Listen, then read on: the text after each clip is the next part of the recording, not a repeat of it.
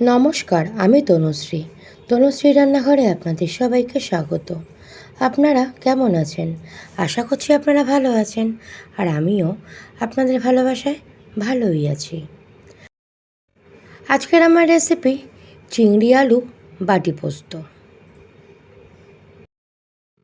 আমার যে সকল বন্ধুরা ফেসবুক থেকে দেখছেন তাদের কাছে অনুরোধ রইল আমার ফেসবুক পেজটাকে ফলো করে আমার পাশে থাকার। আর যে সকল বন্ধুরা ইউটিউব থেকে দেখছেন তাদের কাছে অনুরোধ রইল আমার চ্যানেলটাকে সাবস্ক্রাইব করে আমার পাশে থাকার। দেখুন, আমি এখানে চিংড়ি মাছ নিয়ে নিয়েছি। খুবই অল্প পরিমাণে চিংড়ি মাছ আছে। এতে দেব একটা কুচিয়ে রাখা আলু, দিয়ে দেব পরিমাণে লবণ, আর দিয়ে দিলাম হলুদের গুঁড়ো। এবার দেব পোস্ত বাটা। আমি শুকনোই মিক্সিতে গুঁড়ো করে রাখি। এতে আছে পোস্ত, সাদা তেল, চারমগজ আর শুকনো লঙ্কা।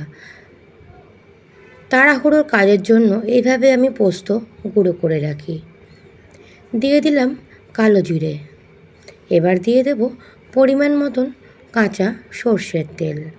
তেলটা আপনারা আপনাদের পরিমাণ মতনই বুঝে দেবেন। দিয়ে দিলাম একটা বড় সাইজের পেঁয়াজের অর্ধেক কুচিয়ে রাখা পেঁয়াজ। সমস্ত উপকরণ হাতের ভালোবাসা দিয়ে মেখে নিতে হবে। পুরনো বন্ধুদের অসংখ্য ধন্যবাদ আমার পাশে থাকার জন্য। নতুন বন্ধুদের জানাই সাদর আমন্ত্রণ। এবার দিয়ে দেব পরিমাণ মতন জল। এবার ঢিমো আঁচে বাটিটা বসিয়ে দেব। আজকে রান্নাটা বাটি করেই তৈরি করব, ওই জন্য এর নাম চিংড়ি আলু বাটি পোস্ত। দেখুন, আমি আরেকটু ঝালের জন্য 4টে কাঁচা লঙ্কা ফাটিয়ে দিলাম। হাতে কম সময় আর যদি ঘরে অল্প চিংড়ি মাছ থাকে, এই রেসিপিটা একবার অবশ্যই বানিয়ে দেখতে পারেন। গরম গরম ভাতের সাথে এই চিংড়ি মাছের বাটি পোস্ত খেতে কিন্তু দুর্দান্ত লাগে। বাচ্চা থেকে বড়রা দেখবেন সবাই চিংড়ি মাছ খেতে খুবই পছন্দ করে। দেখুন, কথা বলতে বলতে জলটাও শুকিয়ে এসছে। আমি সামান্য একটুখানি চিনি দিয়ে দিলাম। আপনারা চিনিটা না চাইলে স্কিপও করতে পারেন।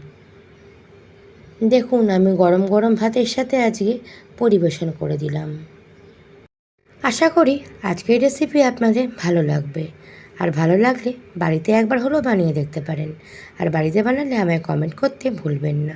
আপনারা সুস্থ থাকবেন আর ভালো থাকবেন। অন্য কোনো রেসিপি নিয়ে আপনাদের সামনে আবার হাজির হয়ে যাব। টাটা বন্ধুরা।